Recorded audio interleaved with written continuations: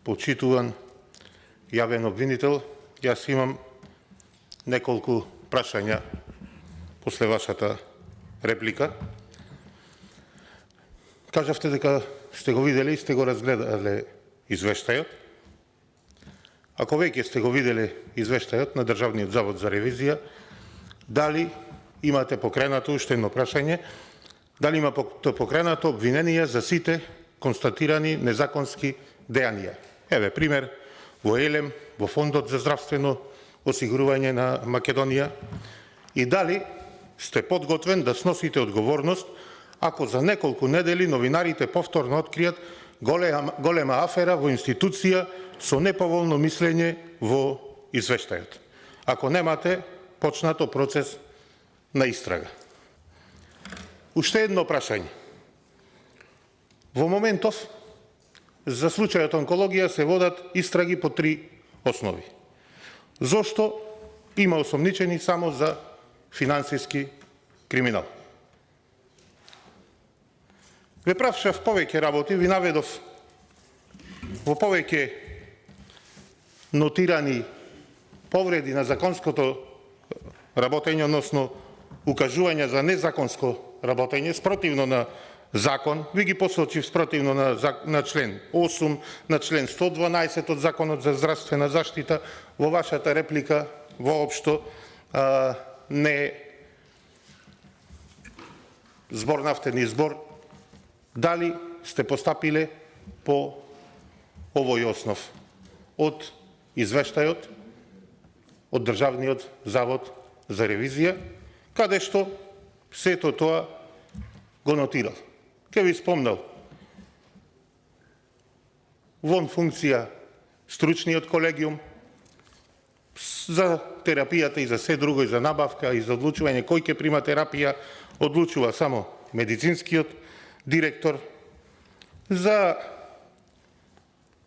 тоа што клиниката купувала биолошка терапија само од еден доставувач, и тоа на реверс, без одобрени средства од Фондот за здравство. За тоа што државниот ревизор посочил дека е купен акцелератор во вредност од близу 2 милиони евра, набавен во 2021 година, но никогаш не е поставен во клиниката, па се чува во складиште за кое се плаќа кирија, а граѓаните никаков бенефит од тоа. Образложението од клиниката, знаете кој било? Дека немале обезбедено простор каде да го сместат да функционира апаратот. Логичко, еве, јавноста прашува, сите се прашуваме, ако немале простор обезбедено за каде што би функционирал акцелераторот, зошто го набавиле? Или им се брзало да ја земат провизијата? Дали е постапено и по овој основ?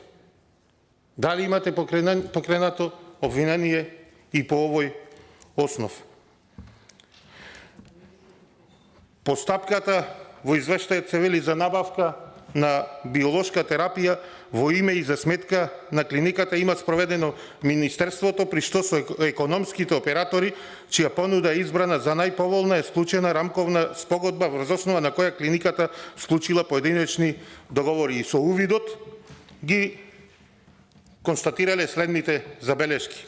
Согласно склучените договори во текот на 2021 година, клиниката преземала обврски од 835.456.000 денари, за чија набавка обезбедила согласност од Министерството, но не и од Фондот, што не е во согласност со член 9 од Законот за здравствено осигурување. Уште едно прекршување на законот. Дополнително, износот на преземени обврски за набавка на биолошка терапија представува 173% од износот на одобрениот условен надоместок од страна на Фондот, поради што се преземени обврски во износот 353.867.000 денари од износот на одобрените буџетски средства, што не е во согласност со член 7 став 2 од Законот за буџетите. И многу други противзаконско работење, многу други нотирани случаи. За ова сакав да ми одговорите, а не за другите работи, дали пратениците вака или онако зборувале, или како сме зборувале, или како сме работеле. Конкретно, каде што имало повреда на законот, дали сте постапиле. Благодарам.